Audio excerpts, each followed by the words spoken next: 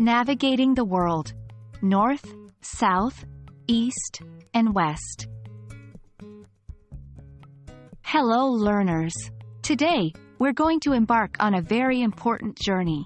We're diving into a topic that's not only essential for English language learning, but also for understanding how we navigate our planet. Today's topic is all about the cardinal directions: north, south, east, and west. Buckle up and let's set our course. The term cardinal directions refers to the four main points of the compass: north, south, east, and west. They're the primary directions that we use to navigate the world.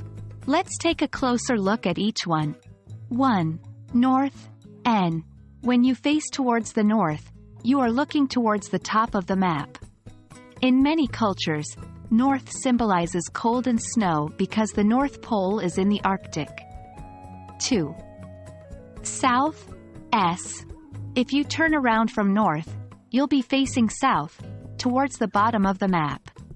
South is often associated with warmth and sunshine, as the South Pole is in the Antarctic, which receives more sunlight than the Arctic. 3. East, E. On a map, east is always to the right when you're facing north. The sun rises in the east, so it's often associated with new beginnings. 4. West, W. Finally, west is to the left when you're facing north. The sun sets in the west, symbolizing the end of the day. Now that we've learned about each direction, let's learn how to use them in sentences. Here are a few examples. 1. I live in the north part of the city. 2. She moved south for the warmer weather. 3. The sun rises in the east. 4. They headed west on their road trip.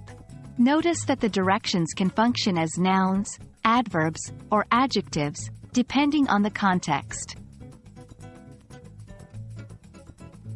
Apart from the cardinal directions, there are also intermediate or intercardinal directions.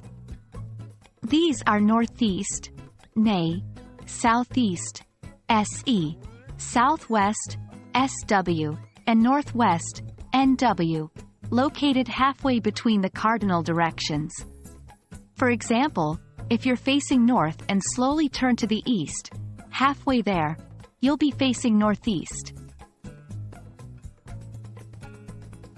And that wraps up our exploration of cardinal and intermediate directions in English. Remember, these terms are not just about language learning. They're about understanding our world, navigating our surroundings, and, of course, making our English more descriptive and precise. Keep practicing and try using north, south, east, and west in your daily conversations. Happy learning and see you in our next video.